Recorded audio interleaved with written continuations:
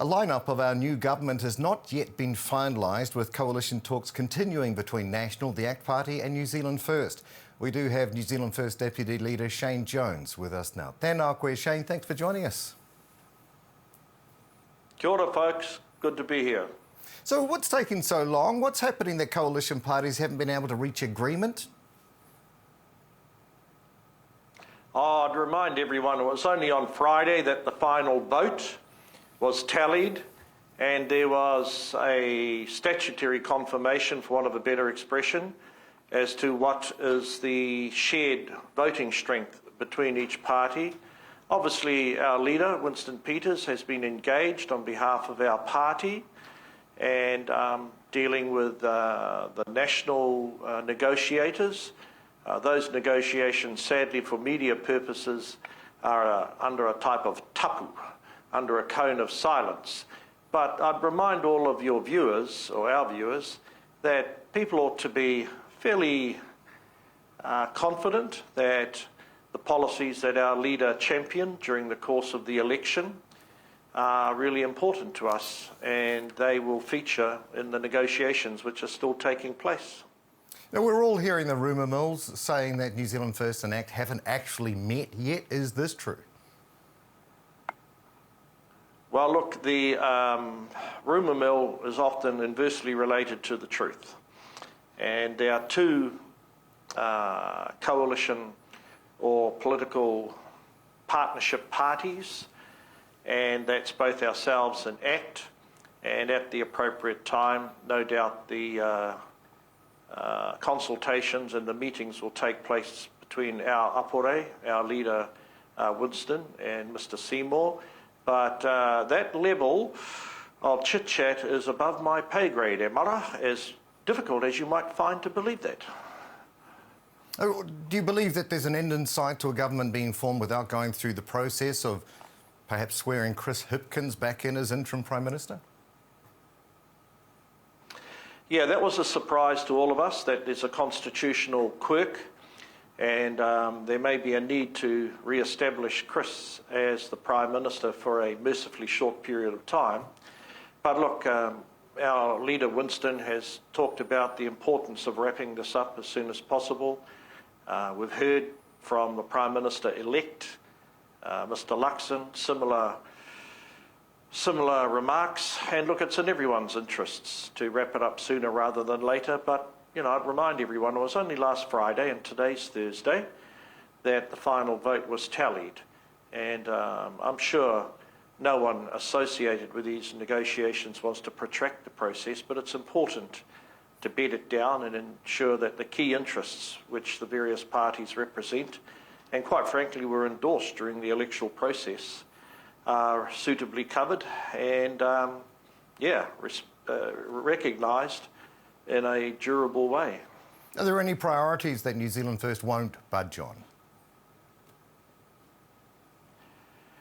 Oh, well, look, that's the matter of negotiations. I'd just direct everyone's attention to the key things that our leader said during the campaign. But once negotiations start, as Winston stated the other day, you know, it's almost like the lyrics from that song, you can't get everything you want. But that's why the negotiations have to be conducted both in a respectful form, and there has to be a cone of silence around them. It's just not profitable to conduct them either over the media or under the full glare of public criticism, because it requires not only respect on both sides, but ascertaining what are the hierarchy of interests. And we're going to get there. We're going to get there. It's like I said today. It's Shakespearean, Neil. Okay. There's a great saying out of Shakespeare, Mara, better be 3 hours too early than a minute too late. Well, look, Shane, as a proud Tai Tokero man, how do you feel about your whanaunga, David Seymour, still pursuing a treaty referendum? Oh, well, look, we didn't campaign on treaty referendum. Obviously, we feel that the Waitangi Tribunal, its writ has spread too far. We also feel that the way in which the treaty has been dragged into various crevices through Parliament and through the courts needs to be corrected. But that's not a policy that NZ First campaigned on. So really you'd need to talk to David about that. As I understand, the leader of the National Party has pointed out that it's not a policy that he's willing to embrace. But Emara, that was not what we campaigned on.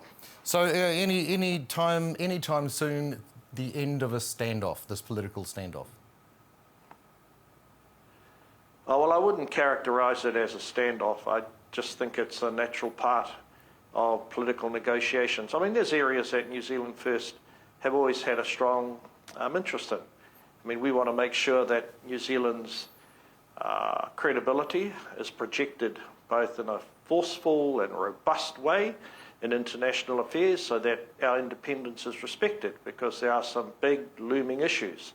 But New Zealand as a country is totally entitled to adopt and enjoy an independent position, and whether it's our role in the Pacific or what role New Zealand might be expected to play through the United Nations and other geopolitical issues. I mean, these have always been matters of importance to New Zealand First.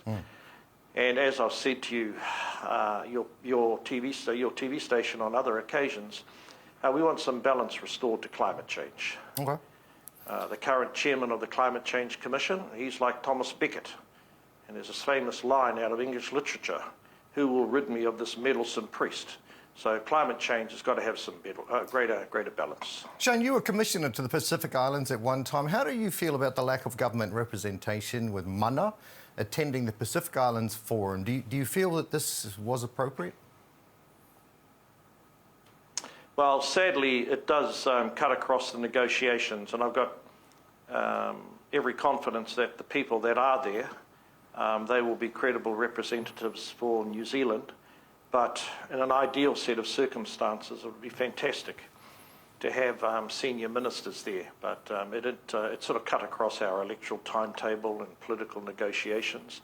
I wouldn't want anyone to think that on the basis of this single Pacific Island Forum event, that somehow our interest, our willingness to continue to contribute to the Pacific has been diminished. Okay. Shane Jones, New Zealand First Deputy Leader, thank you so much for joining us today. Ngā mihi ki a koe. Kia ora.